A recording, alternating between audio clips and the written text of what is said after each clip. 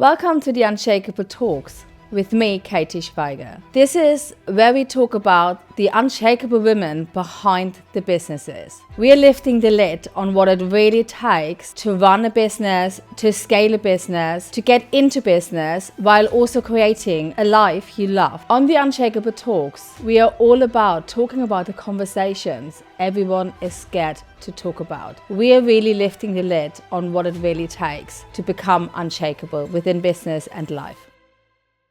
Welcome to today's episode at the Unshakeable Talks. I'm speaking to Laura, and Laura is a financial speaker, content creator, educator, and also now an author. You really need to listen to this episode. Welcome to the Unshakeable Talks, Laura.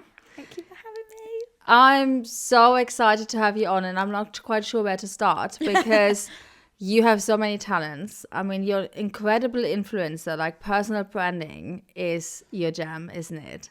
You're also an author now. Yes. It's super exciting. I definitely want to speak about this. Mm-hmm. But most people probably also know you as Money Laura. Mm-hmm. You're all about the money. You're all about really the relationship we as women have with money. Mm-hmm. So where would you like to start? I think let's dive in there. Okay. I feel like that's a good place to start. Yes. So tell me your money story. So the kind of way that I got into doing what I'm doing now is I always wanted to be an actress when I was younger, and I come from a family that doesn't have a lot of money. So I was like, right, I have to put myself through drama school, which is at the time was like £15,000 per year. So got myself a job, didn't go to university. I'd saved the £15,000 by the time I was 22. And then very last minute, I had the opportunity to go traveling and chose traveling, spent every penny that I had, and kind of had this moment where I realized how cool having money was. Yeah. So I kind of went from the experience of not having anything to then having created something for myself, and being able to use it as a tool was really exciting. And that kind of ricocheted me off into this world of finance, even though I didn't have a finance background. So everything is kind of self-taught. And then, I think my love for psychology and self-help, all of that kind of stuff merged with finances, and that's why I now talk about money, but from a perspective of looking at your relationship to it. You're talking about money in a very kind of relatable way, because when I looked at your content, I was like, damn, I get it. Because it's not that I don't get money, but money has never, it's my mum always had control of money within my family. So I haven't been taught to budget or have control of my own money. Because of this, I made a big effort to teach my daughter, and she's great with this. So that's a bit my money story. And I think a lot of women can relate to this. We all have kind of a weird relationship with money, don't we? Yeah, well, I think the thing about money is it's emotional. So when you think about money, you think about like the practical stuff. You think like budgeting, maths, numbers. And if you weren't good in school, especially not in like that kind of arena, or if you weren't taught about it, I think the automatic thing is you don't feel like that's your thing. And especially as women, for years we've kind of been left out of the conversation, whereas now we're in a position where women can have their own businesses, women can grow their own money, women have all this opportunity. And I see so many women who are so intelligent and creative in their field and their industry, and yet for some reason there is this disconnect between their intelligence in life and their intelligence with money. But I believe that if you can like master your relationship to yourself, it helps with mastering your relationship to money. And then the numbers and the maths and the budgeting, that kind of just, you find ways to figure that out for yourself. Like not everybody's going to have the same budgeting style. Also, you can get to a point where you can hire other people to help you. So it's the emotion comes first and then the rest. So what would you say has the way you feel about yourself to do with your money? Well, I think one of the biggest things that women struggle with, or that women are told that they struggle with, is overspending. And this idea of like, save the pennies, otherwise you're going to splurge it on something. And I think first off, this idea that we're constantly told as women that we are not enough in society. So, you know, we've got to go out, we've got to get the beauty treatments, the makeup, the fashion, the hair, the this, the that. I'm not anti that stuff. I love it. Yeah. But feeling like you're not enough without it, and then spending money that maybe you don't have, or choosing it over saving, investing, etc., that's when it becomes an issue. So I think when you have radical self-love and radical self-acceptance, it allows you to prioritize your money in different ways. And then all of those things, you can still have them, but you do it within your means. It doesn't become a crutch. And I definitely think like impulse spending, had a bad day, something's going wrong, you know, you've fallen out with your boyfriend, you're having issues, you're feeling stressed about work. The go-to is like getting the dopamine from spending. Yeah. And it's also similar with like food and health and money is so similar. Yeah. So like you're kind of like overeating, you're overspending. There's quite a big link between the two. So when you learn how to manage your stress and your emotions, and you like learn how to love and respect yourself, it helps with your money, because you're not just going to be like, without realizing. And no one really thinks about money in that way. And that was one thing when I saw one piece of content about the self-acceptance and how you spend money, which I found really interesting. And to be honest, until this point, I've never thought about money this way. But the other thing, we spoke about obviously saving and being mindful of where you spend your money. There will be people listening and thinking, especially nowadays, I haven't got a penny to save. Like, how am I supposed to be saving? What would you say to this? So I think one of the things, or the most important places to start when it comes to saving, is you have to know where your money is going. So people say, some people that say, I don't have enough to save, really don't, and they have an income problem. And they need to increase their income, get a promotion, make more in their business, get a side hustle. But some people, they do have the money, but they just don't know where it's going. And the amount of times I've sat down with clients or people in workshops, and then I'm like, what's your budget? What exact numbers are going where? And people are like, I don't know. And usually you can find like what I call money leaks. So places where your money is going, where either you don't actually really care or value it, or don't even realize you're spending it. So like, whilst I think you should be asking the bigger questions about your money, sometimes the little questions are important too. So those little like subscriptions that you don't use, the little payments, even down to things like planning for a big shop over a little shop. Like, they're the places to start when you feel like you don't have as much to work with. It's a huge thing, the big shop to the little shop. It's like, I have a friend and she loves to go to the co-op. She loves to Uber eat the odd loaf of bread and milk and all of this. And we had a conversation actually, and as like two couples, in terms of our monthly spending, and we talked about how we as a family budget and how versus how they budget, and she heard what I allocate for like food and day to day in a week, and she's like, oh my God, Katie, where are you spending all of this money? And I said, well, actually, if you would calculate and add up all those Uber Eat orders, all those little things you do, you would spend way more than me. And I think what happens with people when it comes to money is they think that budgeting means like you're poor, you're restrictive. Rich people still have budgets. It's just they look different, or they have more in each category. And I think that if you want to get to a certain point of like financial success or financial freedom, it requires knowing your numbers, and it also knowing that the little stuff does add up. So like, there's no harm in looking at it. And I think people bury their heads in the sand, or they don't really like do, you know, +2 and realize, actually, I'm probably spending more in these areas. Like, I had a client once who told me that she really valued her health and like well-being. She was like, but I just can't afford to like shop at farmers markets and buy all the things, like all the supplements that I want. And when we sat down and looked through her numbers, I was like, you're spending more on your Uber Eats, on your convenience, just because you didn't realize how it added up. If now you can see it, if you just take that amount and budget over here, you actually can, like, you're closer to living the life that you actually want than you think you are. And I think that people get scared to do it because they don't want to have to change their lifestyle. And also, it's not sexy, isn't it? It's not sexy like at all. The budget work is really not sexy. No, I mean, I must say, because I was never used to budget, I've always avoided a budget conversation within my marriage as well. And my husband works in the financial industry, so that's two completely different controversies. Yeah.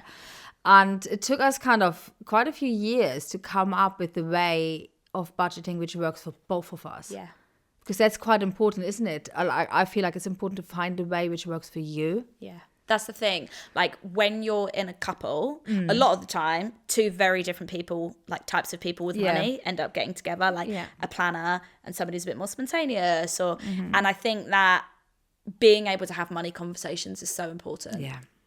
As long as you can both have or go in judgment free, this is my money story, this is what I would like, this is how I would like it, what's yours, and there's no judgment either way, knowing that neither of you are right, it's just how you currently do it. And you might even be able to learn off of each other, and you compromise and you find somewhere in the middle. And the thing about budgeting, because it is unsexy, is it doesn't have to be every single pound has a purpose. Yeah. Some people like that, but some people, as long as you just know, okay, I've got this money going here, enough to cover here, and you roughly know your numbers, that's going to be bigger than like not doing anything at all. And ironically is the thing that creates the money that allows you to save and invest. And if you know that money is going towards your future self and you're in more of a saving era or an investing era, it's always going to pay off. Whereas if you're constantly not looking and you're constantly in the spending era, you'll get years down the line and be like, I've earned all this money and I don't have anything to show for it at all. And you also need a purpose. I noticed to myself, you need a purpose for saving. You need to almost put like a thing to that saving pot, why you're saving.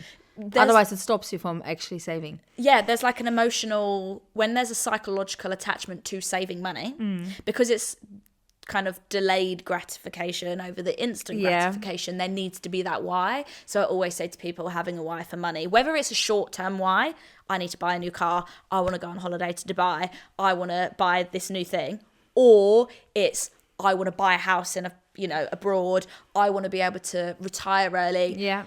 That why is going to be the thing that drives you and stops you in that moment going, oh fuck it, I'll just spend it here, spend it here. Because I think we all know how to spend. We could right now find things to spend money on. So it's just a matter of priorities of going, yeah, I do want that, but I just don't want that as much as I want this over here. It's that kind of attitude. Right, let me ask you something, because when people are listening and think, oh, what Laura says makes so total sense. So let me go and sit down and look at my money and look where I'm spending, overspending or underspending, and how can I save? And I'm making this whole great plan. And probably the first month I'll probably stick to it, but then I go off the rails. The next time someone invites me out for, I don't know, a spa weekend away, it's like, oh yeah, I want to go to the spa, but it's not really in my plan. But I've been good all month, so let's just go. And I have the money to spend, so it doesn't really affect me. So let's just go on a spa weekend instead of putting it to the pot what I allocated it for. So I know what you're doing, but what is something I could implement and do to actually keep me on track when it comes to my money? So I guess what I would say is, depending on what type of person you are, where you're at, is that money detracting from the goal, or is it that it's surplus and it could go extra to the goal? Because that's two very different things. If you're literally dipping into the pot to bring it out to do it, then it's a matter of obviously having a why, like we've said, but automating it and putting friction between you and that spending. So putting yourself in a position maybe where you can't touch the savings, it's in a locked away savings account or something like that. But I think also knowing the emotional side of not being too harsh on yourself. So there's got to be the balance, and you figure it out as you go. No one is perfect. I think that's the thing. I'm a big believer that extremes are bad. So spending too much is bad, but so is saving too much. Yeah. Because you don't want to look back in 20 years and be like, I said no to every girls' trip, every spa day, every this, every that. And okay, I'm sat on a couple of £1 million. Cool.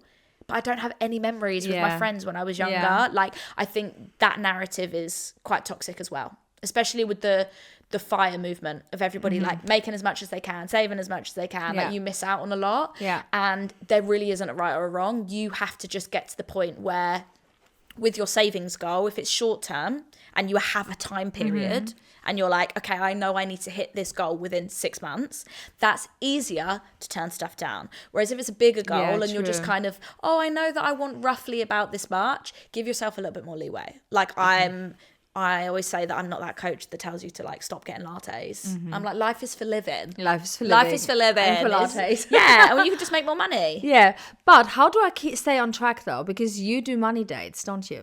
Yes. This, so, yeah. What I was trying to get at. Okay, so specifically, okay, Yes. so yeah, I do this thing called money dates, which is like once a month, sitting down with your money, having a little date, and spending quality time with it. So like I said about knowing your numbers, knowing what's going on, is sitting down and going through, did I stick to my budget from last month? What's coming up next month?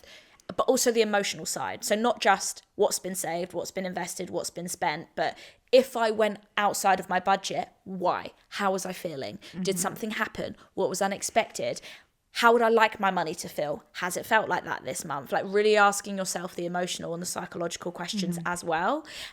Over time, that just builds strength with your relationship to money. So you get more confident with looking at the numbers. You know what your baseline is, and it allows you to have time in your diary also to maybe learn something new, or you know, like if you want to learn how to invest, you have to put time towards it. So you could say once every week I do half an hour when I check my budget. It allows you to also do the learning, and like it gets rid of that feeling of just lack of control. A lot of people feel really out of control with their money, but when they sit down, they're like, oh, I'm actually okay. It's not that bad, yeah. Yeah, so it's all that extra stress for nothing. And it's the same with your business finances. Like if you're a business owner, the amount of women that I speak to that run their own businesses that are so good at their job, so good at their service, really good at what they do, but they don't know what's going on in their business because they're scared to sit down and look at the numbers. It's like having the same approach. Put it in your diary once a week, once a month. It makes you feel so much better. So what would you say are the key problems you're seeing, or the common denominators you're seeing amongst women when it comes to money? In regards to like mindset? Yeah. I guess I would say, so obviously I've already said about one of the key like common blocks being around the practical side of overspending. Yeah. I also think that one of the key things people struggle with is a lack of confidence in their own skills when it comes to investing. So whether that's the stock market, property, investing in themselves, investing into business, but this idea that people don't have the skills or the ability to learn because they're too scared to lose money. Which I totally get, right? Especially if you're a single woman, especially if you have got children, especially if you've got responsibilities. Like, it's understandable because when it comes to investing, there's so many like warnings. Capital at risk, you could lose your money, be careful, there's scams. So naturally, women are just like, all right, I just won't do it. Like, I'll save that for another day. It's overwhelming though, isn't it? So overwhelming. When I first learned, I was like, ah. And then the more confident I got with the language, the more I started to understand the concepts. It kind of flipped on its head and I was like, oh, this is easier than I thought. So yeah, I think a lack of trust in one's own intelligence and the fear of losing money. But I think the fear of losing money is probably, do you know what? Probably one of the things that I see the most, especially with female business owners, is holding too much money in cash because it makes them feel safe. So you've got like, I speak with a lot of friends or a lot of clients who literally have tens of thousands sat in cash in a bank because they're like, it makes me feel comfortable knowing I could see it. But that money isn't doing anything. Yeah. It's not working for you. And they say, oh, it's for my tax bill. And I say, your tax bill is only 1/10 of what you've got saved. Yeah. Like the rest of that money should be working for you. Because otherwise, when it's sat there in cash, it's losing money. Yeah. You're at risk. It's not doing what it needs to be doing. When you're over here working hard in your business, your money could also be working hard. So that's definitely one of the other things I think I see. So you're obviously coaching women and business owners through this, but you're not just doing this. You also have built a very large community. I think it's 80,000 plus community all over different social media channels. You're also a keynote speaker on a lot of really big events. I mean, you are hired by the top of the top to speak about money. So Yes, you should be so proud of yourself. Have you ever come across rejections in terms of, because you are a woman, you are fairly young. I mean, have you ever been put in this position where you're not been taken seriously? Do you know what is interesting is so when I was in my old job before I did this, I worked for a marketing agency for 10 years. I was an account director. So I was like quite high up in the business. Yeah. I used to be taken as the PA. So I'd like walk into a meeting and they'd be like, oh, are you taking notes? I'd be like, no, actually. No. No. So I think I built really tough skin because I worked in sales. Yeah. As, you know, a woman in her 20s on a sales team full of men. All of my clients were men. So I think I had a lot of that in that industry and that role. So by the time I started doing this, if I have found that, there's nothing that's really shaken me. And the finance industry is so male dominated. Oh, hugely, yeah. Yeah, and I think because I have the kind of coachy, emotional wellness angle, I find myself in a lot of spaces with females, as opposed to like the hardcore. I'm not like in the like trade-in crypto world. The biggest crossover is investing, where more women are starting to invest. I'm a massive champion for that. The only thing I really see, I guess, is in the finance industry is with what I do with like speaking, content, is just more so how much the men work versus the women. But it's not necessarily a direct I've lost out, if that makes sense. It's more of like a general thing. But it's getting better, for sure. But yeah, I don't think there's anything really that I've had since doing this role. I think because I'm super confident on stage, so I'm just like, you're super hello, confident. I'm here. Yeah, you are super confident. I mean, I only met you last year at the retreat, and I had a really great conversation with you. And what I really valued about you is that you're really honest about your opinion and about what you see. And we spoke about content. A lot, and we've worked a little bit together as well. So let's speak about content, because obviously you're so knowledgeable about money and your finances and everything. But the way you communicate this through your content, I find really inspiring. Thank you. I love content. It's like one of my favorite things. Obviously, like I'm in the industry, I'm in the niche of money, but at the medium being a content creator, like I love content. I love it. I love talking about it. I love helping other people. I just really believe that if you're making content, either as a creator or influencer or for your business, that it should be fun and that you should enjoy it. Like that is one of my biggest things. Like, how do you make it fun though? Because you are such a fun personality. For someone like me, who again, I'm coming from a completely traditional business background, so this making content is like, oh shit, now I have to put myself out there. Do I make a fool out of myself? I never look at your content thinking, what the hell has she done there? I'm just saying, oh, look how confident she is and how easy you make it look. So how do you get to this point? So I think for me, what has obviously helped is the fact I wanted to be an actress. And with content, there's a level of performing, same as being on the stage. Even though you're still performing. And they say like some of people's biggest fear is public speaking, whereas like me, I'm like, get me on that stage. So I understand that I've already built kind of the confidence with that side. However, I do think that people too often are quick to jump on the trends, what they see working for other people, even when it doesn't feel aligned for them. For example, I love talking videos because I love talking. I'm so used to hearing my own voice. I was obviously in sales, so talking videos work for me and they work for other people, but it doesn't mean that everybody has to make them. There's so many different types of content, but also now so many different platforms like Substack for writing, YouTube if you love, being on camera. Like there's so many different ways that you can show up that doesn't have to be one form.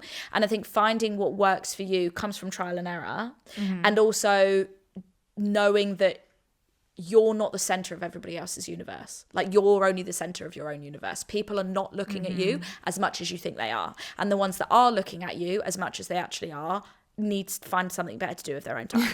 And then you don't need to care about their opinion anyway. It's so true, yeah. So I think that it's a big fear of visibility, being seen, being judged. And the more confident you just get in yourself, not the more confident you come across, but the more confident you get in just who you are as a person, whether that's introverted, extroverted, whether that's someone who, you know, the biggest thing I see is people say, but I have a boring life. I don't go out and party. I don't go out, but you don't need to. It's more about being yourself or creating a version of yourself that you're happy to share online that is still you, not, oh, I have to be a certain type of person. Because when you create this idea of who you think you have to be and it doesn't match up, of course you're going to feel really overwhelmed. Yeah, and there's a lot of people out there who feel like they have a boring life and want to see exactly that boring life, don't they? Yeah, exactly. Because if you think like, when you're watching content, like I make a really big effort when I'm on social media to pay attention to what makes me stop and pay attention.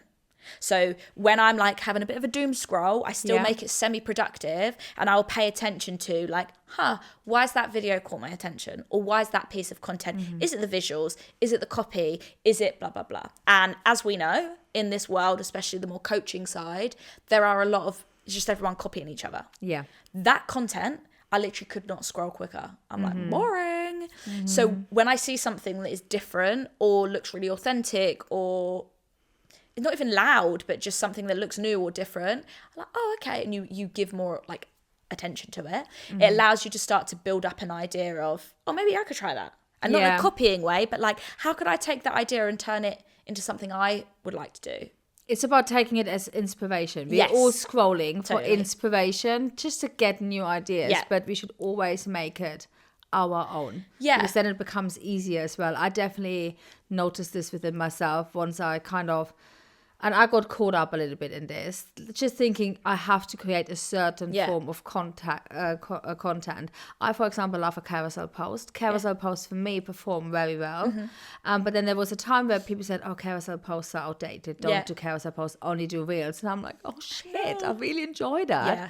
Then I went into the thing, just doing the reels. And I was like, I found it so hard. Yeah. I don't mind doing this. I like doing this. But if you're only doing this because you feel like you have to do that, it's just hard, isn't it? Yeah. And I don't really subscribe to, oh, this isn't working anymore. I need to do this. Unless the platform itself has literally said, we're not allowing you to make that type of content. Like I know some influencers and business owners who have got one style and they stick to it. Right, if you think like, oh, pictures are now outdated, but the amount of like graphic quotes that still get chucked around, I love those pages. You know, and they're just those. Some pages just make carousels, like, and I know we're specifically talking about Instagram, but like, if you just follow what you think is going to work, your best ideas are never going to come through because you're always trying to fit into a certain mold, than being like, what am I inspired by today? And even if you always make carousels and then one day you're like, I feel like making a video. Okay. Like content is, and when I say content is meant to be fun, I mean it in a capacity of like, it feels easy for you, like it's flowing out of you. And like we've spoken before about like, you're super straight talking, so you should be showing like, I want to hear that part of your voice. Whereas somebody who maybe doesn't have as many opinions and is a bit more of like an inspirational kind of like poet person, if they come out and start doing hot takes, it might feel uncomfortable for them, right? So it's like finding your voice and then how you'd like to put it across. So if you could give 2 tips to someone who's struggling with content, what would that be? I would say the most important thing, first of all, is to get your ideas from outside of content. Get your ideas from life. Whether that, like, take inspiration from your day to day. Yeah. If you find, like, for example, I love going on a walk in the morning and I will purposely go on a walk without music.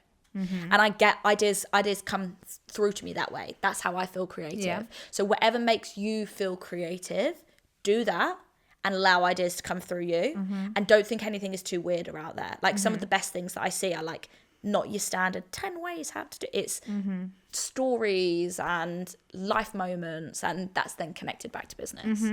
And then number 2 is don't be afraid to just like throw shit at the wall and see what happens. Yeah. Like, don't get me wrong, I love a strategy. I'm all for a strategy. But if you're not showing up at all and you haven't even tried anything, there's no point in having a strategy. Like, you at least need to try something. Yeah. And again, like, it has to be personal to you. Like, really and my third one is like, know why you want to be on social media. Do you want to get more followers? Do you want to get more business?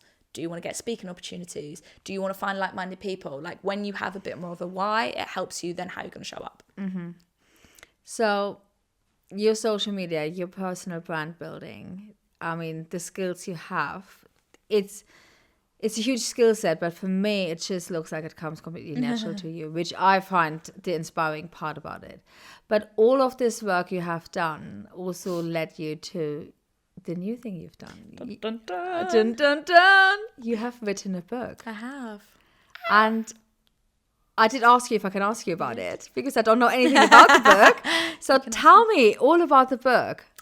So it's a money mindset book. Yeah. So kind of like financial psychology. So last year in April 2025, I had a publisher reach out and we like jumped on a call, and they basically said they wanted a financial psychology type book on their roster, but not by an old white man. Oh. They were like, we want a young, like it to be kind of like you're speaking to your bigger sister kind of vibes, like someone who's just fun, relatable. And I was like, that's me. So I pitched what I thought the book was going to be, which was some of kind of the old stuff I used to talk about, money mindset related. Yeah. And then it got accepted. And then I didn't start writing really till October. And then the book just absolutely kind of like flew out of me. And the book that it was going to be isn't what I've now written, because I learned so much about myself and life last year. But the whole concept is I want the book to bring immediate relief for people around money, even if during the process of reading the book their financial situation hasn't changed. So much of your relationship to how you feel about money is how you relate to your thinking. So the relationship that you have to your thought, whatever that's about, is going to impact the way that you think about your money. True. And that's a huge part of what the book is. So there is some practical stuff, but it's not a book about like, it's not a budgeting book, it's not a personal finance book. It is how to improve your relationship to money and how to create an abundant life, which links into money and wealth. So I talk a lot about the difference between money and wealth. So money obviously being more practical, and wealth being like the life that you create for yourself, and how you don't just have financial wealth, you have physical wealth, spiritual wealth, emotional wealth. And I touch on all of that and how it all links together. And I think there's some concepts in the book that probably really go against what a lot of like personal financial people will tell you. Because I'm a big believer still in spending and having a nice time, and I'm really excited. It was a very intense process, but I really enjoyed it. I'm really excited as well. When is it coming out? Do you know yet? September. Oh, it's my birthday in September. Just saying. Birthday gift. Just saying. When's your birthday? 18th. Okay. I actually don't have a date. I don't know what date it is. But yeah, it'll be. That's super exciting. Yeah. So you have ticked a lot of boxes. Like, you are an incredible speaker, you are incredible on social media and creating communities. You are living the life a lot of women probably inspired to do. You just come back from Bali. Yeah, literally this morning, everyone. I know it's very depressing. I feel for you looking out of the window. But what is next for Laura? Great question. I think so. I love all of the work that I do around money mindset, and obviously the book is going to come out in September. So I think the next 6 to 7 months is like a process of editing and getting it, marketing, sales, getting it all ready, which means like my content game is going to be top dollar. So you're going to just see me all over your socials. Good. I haven't seen you for a while. Yeah, because she's been writing. I know. So yeah, and then come September, I think a lot will shift with the book. I can feel that it's going to be a big like level up. But I do a million things on the side as well. So I have like kind of like the social media side hustle, which I was just about to say. Are you still doing this, or are we losing you in this department? Nope, still like doing that. So I still be helping people, business owners, creatives, like with their social media, like how to have fun with it, how to create, different content ideas. So I do a lot of that. So I'll still be doing that. Obviously I DJ on the side. I'll still be doing a little bit of that. I know. If I'm in the UK. Well, I did put my inquiry for me. Yeah, I know. Don't you worry, I haven't forgotten. But I've also got a separate personal brand, social media, where I have already started talking more about my life, not just money. So like mindset, wellness. Like I'm really into wellness. Like I am that girl that like wakes up, I've got like a 3-hour morning routine, you know, like I'm going to yoga, I'm going to the gym, sauna, I'm drinking cacao, I'm eating chia seeds in the morning, I'm icing my face. Like I do all the wellness stuff. Yeah. I think in the future, like 5-10 years down the line, I would have some kind of wellness business. I don't know what, but so I'm going to talk about that. And I love talking about dating. Obviously I'm a single woman. Yes. I'm you know, in my 30s, and I think that I'm very open with like dating and all of that kind of stuff. So yeah, I'm going to be talking all about that on my personal page, and travel. So that's kind of like going to be living alongside my money page, which I'm really excited about. That is so exciting. Yeah. So I would like to wrap this episode up with the question I asked everyone. And that would be, if you could give younger Laura one brutally honest piece of advice, what would that be? I think if I had to give myself one brutally honest piece of advice, it would be to stick up for myself more. When I was younger, I was a proper little sheep. I was like, I just did what everybody else wanted to do. I didn't have an opinion about anything. I never really listened to my gut. I went to everybody else for opinions. That and for surprises answers. me. I know. This version of me that you have Yeah. has only been born in like, I would say the last like 2 years, 2.5, maybe 3 years. I like my late teens. No, my teens and my like early to mid 20s. I would just do what everybody else wanted. I am a Libra, so I'm very much like, and I also am somebody who can find fun in any moment. So if somebody else has a strong opinion about what they want to do, I'm like, all right, let's go. I can still have fun. Yeah. But now I have an opinion and I share it, and I'm not afraid to do that. So I kind of just wish younger me, I'd say, stick up for yourself, girl, have an opinion. Yeah. Thank you for this, and thank you for coming on the Unshakeable Talks. It's been a pleasure having Thank you for having me. Thank you. If you've been feeling stuck or disconnected from the woman behind your business, this is your sign. The Identity Shakeup is my new free audio, a short, powerful reset to help you to get clear on the person who you've become and the person your business needs next. Head to the link in the show notes to access it today.